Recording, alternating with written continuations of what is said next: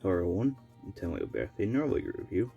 Today we're going to look at the LEGO Super Mario Series 1 character packs, which released for $5 each in August of 2020. First we have Eat Sheep, which he is currently exclusive to the character pack, so that's kind of cool. But he's pretty much just a recolor of the Cheep Cheeps, where all the red are just replaced with yellow, so yeah, it's cool that they are doing the different color Cheep Cheeps, but yeah, he's still a cool character. Then, he has the wings, puffer fish-like mouth, and the fin on top. And the back has the barcode that Mario can scan. Then he's also floating over the water, kind of to simulate that he is swimming. There's also some seaweed and a couple of flowers. If you take Mario, stomp him on the back, get one coin, and makes a splashing sound. Yeah, it's kind of just how all the other characters work. It's just one stomp, they're done.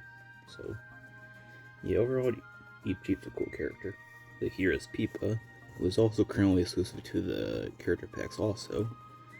And its design is almost a little similar to Shy Guy's, where the build is a bit square with a rounded top, and then the front has a 3x3 plate, which is also like the Shy Guy with the mask, but instead it has a different face print.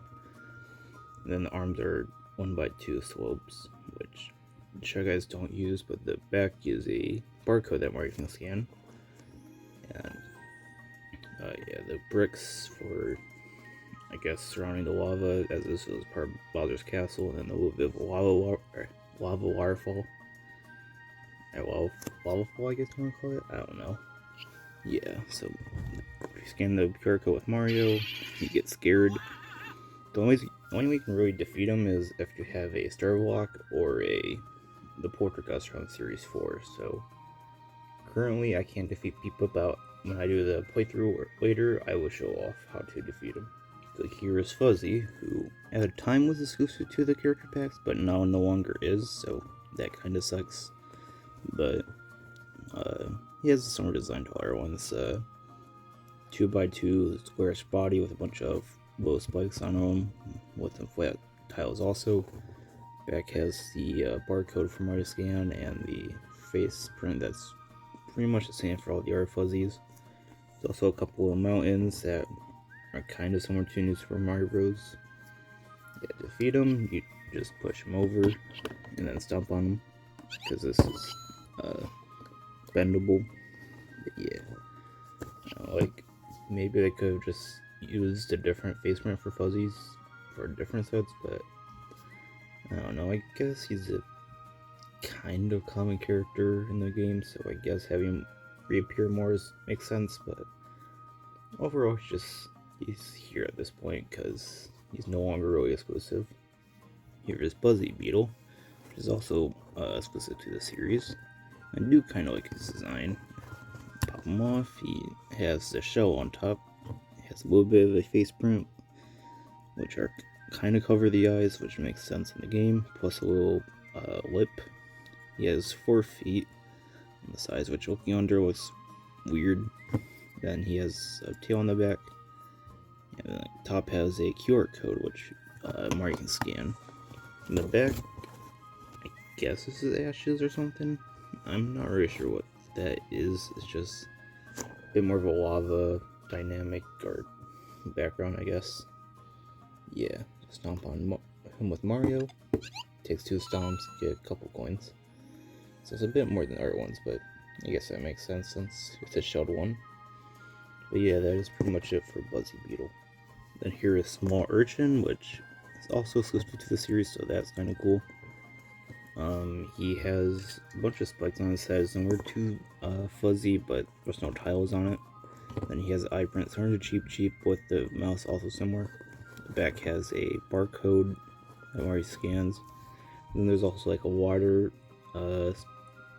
spout, I guess, something you want to call it, that's shooting him out of the water with a couple of I guess seaweed or water plants and a starfish. So that's kind of cool water aesthetics. Then defeat him, you just stomp on him with Mario, takes one hit, pretty similar to the Eat Sheep. But yeah, overall it's a cool character. Next is Spiny, who at the time was exclusive to the sets, or the character packs, but then he ended up appearing again in a Series 2 set, so yeah, I don't know, but his design is pretty similar to the Buzzy Beetle, which has the shell on top, the face print, this time with no lip. The feet are same build, but the tail goes up instead of down this time. I'm actually not even sure if Spiny's have tails, so it might just be his back forming into the shell. Yeah, pretty similar to the Buzzy Beetle. And then the back there's just two little trees. I'm guessing more like a forest aesthetic. And then Mario just takes two stomps like the Buzzy Beetle and get a couple coins. Yeah, pretty much the same. So, I mean, yeah. Kind of weird that they have like two similar characters in the series, but I guess the same could be said about the Urchin and like the Urchin and Eep Sheep, so yeah, overall Spiny's a cool character. Here is Bullet Bill, which was also exclusive at the time, but then he ended up appearing in a Series 3 set, so again, that kind of sucks, but I do like his design. It fits very well for a Bullet Bill. Has the arms on the side, the face print on this side, really shaped like a bullet, a barcode on top, and then there's also some weird pieces built. Pretty much look like he's flying through the air. There's also a flower and a cactus to give a desert feel to it. Yeah, then taking Mario. One coin, one stomp. Yeah, pretty much like the other ones. He's a cool character. And yeah, so that's pretty much it for Bullet Bill. Here is Paragoomba, which I'm pretty sure is currently exclusive. Actually, yeah, I think he is exclusive, so that's kind of cool. His design is basically just the same as the regular Goomba, but the back has a couple clips to attach the wings, so it's a little different than the regular Goombas. I think his face print might be exclusive, so that's kind of cool. Then he's also sitting on the cloud, which is also on a couple of weird pieces, so it looks like he's floating. And there's also a bit of a pyramid at the bottom, which I think is kind of cool. And just taking Mario, one stomp. I feel like probably could have been two, like one stomp, take out the wings, and then second stomp, take out the actual Goomba. But yeah, overall, also a decent character. Then we have Bomb, which is honestly my least favorite character in the series, mainly just because he shows up so much in the franchise that, like, because even then he showed up in the Garden Fortress set in the same wave, so having him here just felt a little like wasting a spot, honestly, because there's a bunch of other characters they could have done, but they chose Bomb. But yeah, the Bomb's design is pretty much the same as the other ones. Has a squared body, the barcode on the side, a wind up on the back, and a little fuse on top that is lit. And then there's also the two eye prints. And then there's also a couple of mounts from the new Super Mario Bros. Games, and then a flower piece. And then Bomb, you just take Mario and just dump on him multiple times before he pulls up. I didn't jump off in time, but like, yeah, if you jump off before he blows up, you get like you keep the coins that you got. So in terms of coins wise, he's probably the best in the series, but in terms of actual character wise, really feel like they should have chosen someone else. That's it for Bomb. And last we have Wooper, which he's also exclusive to this character pack, so that's cool. His design translated pretty well, having a bit more of a slender body with fins on the side, a couple of, I guess, feet fins, and then the more curved head on the top, and then also the eye print. Then the back has the barcode. He sits on top of a piece of coral with a little bit of seaweed and a couple starfish. Then like a little rock the coral sits on. He has more water aesthetics. Yeah, one stomp, one coin, some of all the other underwater characters in the set or series, so yeah, I don't know. But he's still a cool character, one that people love and hate because he's just really annoying in the games. But yeah, I mean, that's pretty much it for Blooper. So let's see all the sets in action. So take Mario from the bite. Alright, so stomp on him. Stomp on Fuzzy, push him down all the way. Stomp on Buzzy Beetle. Stomp on Urchin. Stomp on Spiny. Stomp on Bill. Paragoomba. Stomp on the bomb a lot. Alright, and then Booper. Then I have a star block right here, so let's take out Pipa. We get a good bit of coins. And then finish.